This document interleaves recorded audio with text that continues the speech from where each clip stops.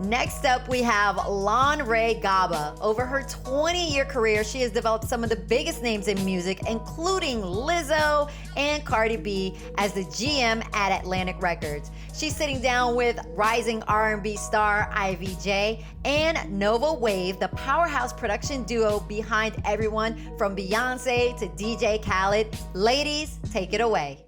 Thank you, Roxy, for that incredible introduction. Hey, Jay. Hi, and June. It's so funny. The last time I saw you guys all together, it was like December, right? And we're all masked up and 6 feet apart in the studio. Yeah. So I guess obviously we're like hitting a year of being in this new world that we've been living in. Like, how has that affected your creative process from you as an artist, Jay, and the two of you as producers and creatives? Well, for me, it's definitely been different because I remember when we first started in the pandemic, a lot of the stuff that I was recording had to be done from home because I couldn't go to the studio. So it was kind of like I had to learn how to use all these new apps and stuff like Logic and all this stuff. And it was just, it kind of also, it slowed down my creative process a little bit too, because a lot of the days I just kind of was like, I'm going to sleep. Like, I don't got nothing else to do. But eventually it's like, you learn to live in these times. Like, it's been a year now, which is crazy. Yeah, exactly. I mean, I feel like for me, there was definitely like that couple of weeks where it's like, kind of an extent. Is this a vacation? What is this? And then you realize like, oh, this is the world. And we're going to have to keep business going and figuring out how to make records and be creative and stay connected to each other during this time. I know for me, it's funny because I'm kind of an introvert, but I think pandemic really made me realize how much I really do love the human connection of being around, all the creative people I'm around, So what about for you guys? And let me not use the word guys. What's wrong with me? What about you? She and June? I don't think much changed for us. It's so weird because we've always just been very much work from home type people. We go to the studios and do those type of things when we have to, but it's just always been us just on our computers in our different little spaces in the house just working. So not much really changed. If anything, I think it made us more productive. It made us more creative as far as finding different ways to collaborate with people, just keeping our creative juices flowing. I don't think much. Yeah, again, we've always been those type of people. Even when we're at big studios, a lot of times people will walk by our room and they hear no music, and it's because we're recording in headphones, even though we have the big SSL board and we have all of these things.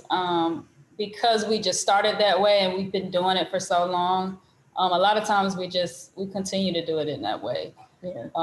But yeah, I mean, honestly, collaborating, the internet is everything, man. It's so, just continuing to get files from people or just collaborate back and forth.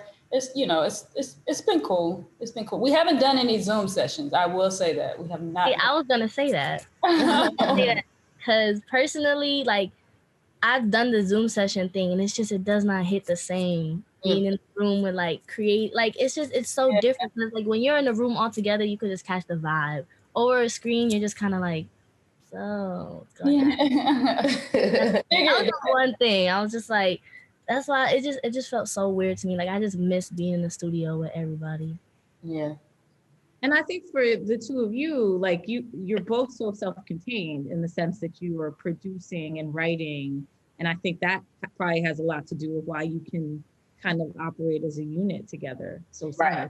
Absolutely. That is the reason that we are so successful today. Just because we've literally learned how to do everything from making the tracks to writing it to mixing it enough for, a demo to be accepted. So yeah, I mean, it's really, really worked out for us knowing as much about our craft that we can. Yeah. So much of the game, I think, as producers, songwriters, and getting your songs placed has to do with the networking and the moving around and the relationships. How did the two of you navigate that, especially, you know, being two women in this business? You know, Blue has an amazing voice. She does. Thank you. That has been our saving grace. No, but I mean, like, we're over at Warner Chapel with Ryan Press. He's been great for our career, just being a champion behind us, sending out the demos for us. We've been self-managed this whole time, so a lot of everything is on our shoulders. But you know, I mean, we're just sending them out, and if it lands, it lands. It's not like really big pressure. We try not to put too much pressure on ourselves. So again, we're just sending stuff out and seeing where it lands. Jay, I think for you, how has the creative process been for you? You know, you've been signed with us now for a couple of years, and you signed when you were a little baby of 16 years old. And you're growing up in this. Like, how has this creative process been for you? As someone who's also a writer as well, and you know, trying to learn that. That was definitely the hardest part for me, was definitely feeling comfortable enough to like write in front of people. Cause I definitely like know writing here in my room, that's where I kind of started. Like I would do little freestyles and stuff for Instagram. And that was just all like me by myself. So when you guys started putting me in sessions with people I didn't know, I was just like, ooh, I don't want to write in front of these people. Like, you know, I was like, I don't even want to sing in front of nobody. Like I was so shy. And I just kind of like, it was a beautiful experience to like know what I felt in the beginning and to like feel so confident now to be like, we're just gonna go in there and work, and if we get a hit, we don't. If we do, it's what it is, you know. And at the end of the day, it's about like, even if I have sessions that we could do literally half a song, if you bond and you like really build in relationships, it makes it so much worth it. So it was definitely a cool little ride, though. I definitely overcame a lot of my insecurities and just like feeling nervous all the time. Yeah. Do you feel differently being in with female creatives? Yes. I never asked you that question. Does that That's feel my like favorite in the world? I was so happy to work with them because I was like, oh, it's two. No, I'll never forget when you guys were like, oh, no, wait. And I was like, oh, and they were like, they're two girls. I was like, oh, period. All right, let's get it. I was just so excited. That's literally my favorite thing in the world, to work with females in the game, because it's just, that's my thing, you know? We out here, we doing it. Dang, ditto. That's like literally up our alley. Like we're always trying to just push power for women. Yeah. We're extremely big advocates. Everything we always say, oh, we got that queen talk. Like we're gonna talk that queen talk every single time. We're gonna give it to you. We're gonna put it in your face. So it's, you know, it's just amazing to get to work with just all the beautiful, young, talented women. That was actually something I pulled from our sessions. That used to tell me when I was recording, you were like, you gotta sit in your queen chair. And I was like, ooh. So important. And I think even just, because I don't know if you remember, Jay, but like one of the first like round of sessions we did, I think we went to LA, I can't remember. And one of the demos came back. And I remember being like, this does not seem like your point of view at all. Like it was definitely very damsel in distress. And we were like, this guy, he just kept trying to force this on me. Remember this? And like, what, you know what I'm saying? Like, I didn't like it either. I was like, because it was kind of just me being weak. Like it was a song about like, oh, he's treating me bad, but I'm gonna still stay with him. And I was just like, Lon Ray was like, no. That's not you. No, girl. So like we just, but definitely this is all about empowerment. Like women go through so much. So it's all about bringing each other up at the end of the day. And that's personally what I like to talk about in my music all the time.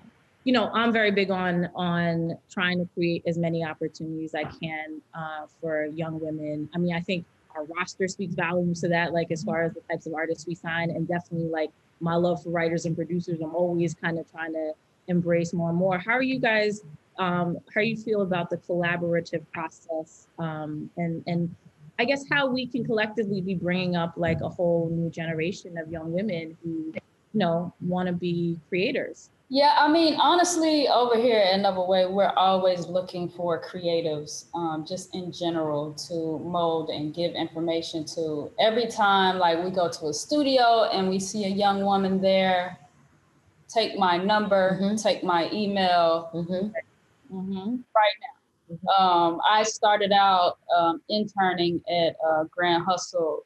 It was called Grand Hustle back in the day, but it was T.I.'s, what is it called now?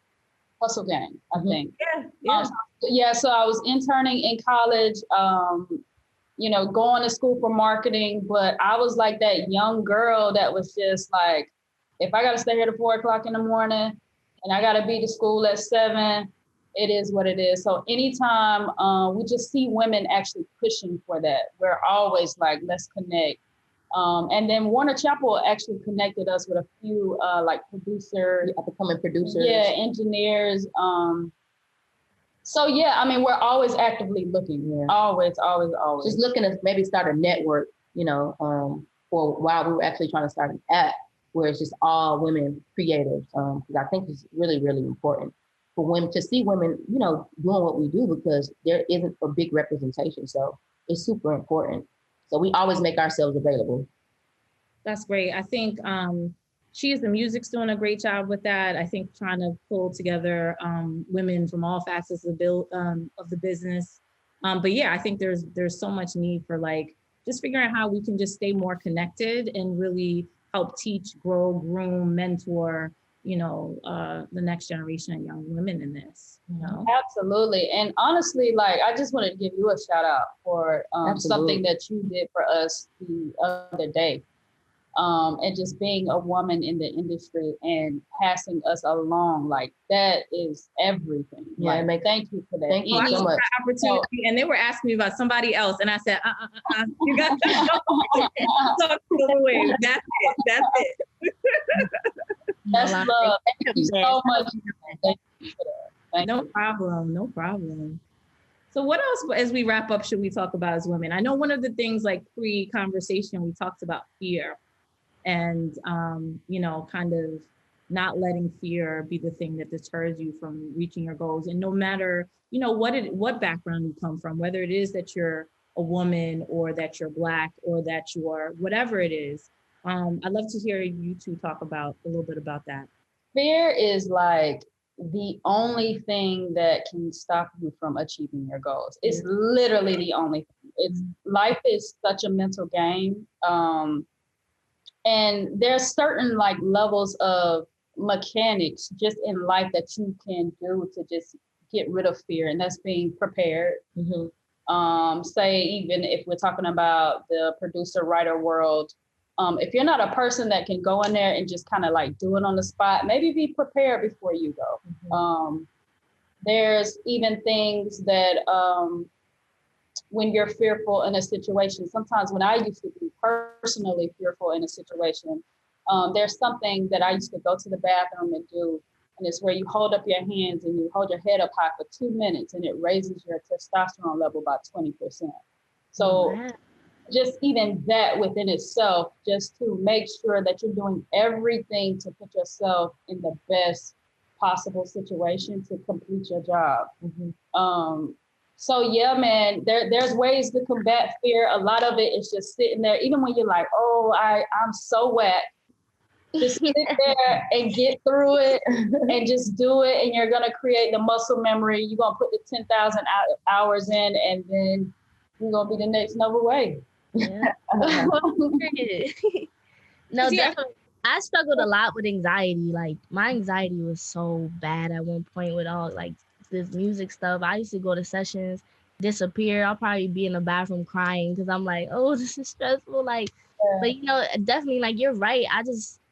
I started meditating and I did therapy, which is nothing wrong with that. And I feel like a lot of women feel like ashamed of like getting help. And I just think it's worth it. Like, you need to, if you need it, you need it. So I personally feel like that helped me grow, and just, yeah, I feel a lot better now. So I think tying into the whole fear thing is like, you know, a lot of people talk about imposter syndrome. And I think that, you know, which I think a lot of times comes from fear. But for me in my career, like, I've always just dealt with it by just, like you said, just being as prepared as possible. So there's not even a moment of like, I don't belong here, because I've done the work. I've put in the time, I've done my research. And then honestly, to be honest, sometimes you should be uncomfortable in rooms, right? Because if you're too comfortable in rooms, then it means that you're not really growing, right? And so that's a part of some of that fear, some of that imposter syndrome comes from just like, okay, this is new territory and I've got to get used to and adjusted. But like you put the work in and you start to gain that confidence. But the most important thing is overcoming the fear of it all. Totally. You can't pass go without that. Yeah. Totally. And I do agree that there is a very spiritual moment about not having that preparation and having to do it in that moment. Like you said, sometimes you really should be uncomfortable because it'll work out. Yeah. It'll work out. It literally will just work out. Like if you just stay calm, keep your breathing, and just kind of just work through it, you'll be fine. And when it does work out, it's like the best feeling ever because you just feel like, wow, like I did it. Like I overcame this. Yeah, so true. What is like, I think before we wrap up, for Jay, for Chi, and for June, your biggest accomplishment to date that you feel the most proud of? The biggest thing you overcame that you feel the most proud of? I would definitely say for me was like learning to live with my anxiety. Like that was kind of just like the biggest accomplishment for me personally, because I just struggled. Like quarantine made it 10 times worse. But like now I've never felt this good. So I'm just like I'm proud of myself. Like I did it. You know? I'm really proud of you, Jay. Thank you. The biggest thing for me is just accepting my greatness. I think for a long time, I would look for other people to tell me that I was great. And I think that at some point I owned that within myself. And once I owned that, I realized the world is mine. So I think that's the biggest accomplishment, just realizing that I'm the ish. In a very humble way. It's very matter of fact. It is what it is.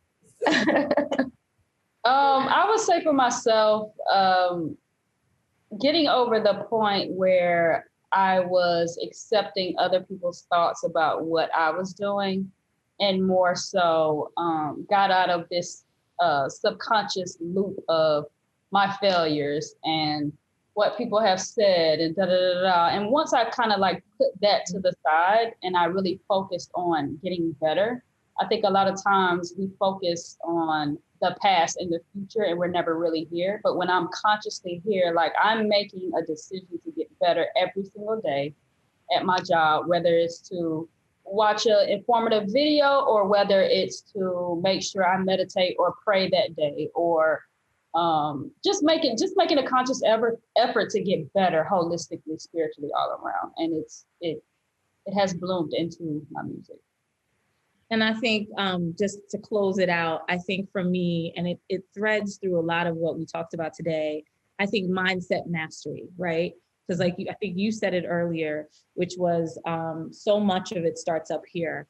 And really taking this, and for you, Jay, like really taking the time to say, okay, this anxiety is holding me back. I'm going to take the steps to work towards, getting better with this. Or for me, it's like, I'm going to work towards, figuring out how to be more disciplined with my time. Whatever it is, I think mindset is one of the most important takeaways from this conversation. And I think just like a mindset kind of adjustment for myself has been, the key to how I've been able to get to where I've gotten to in life.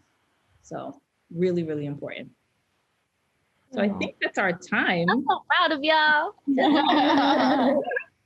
I'm proud of you too. So proud. So proud of all of you. Thank you so much. This was a great conversation.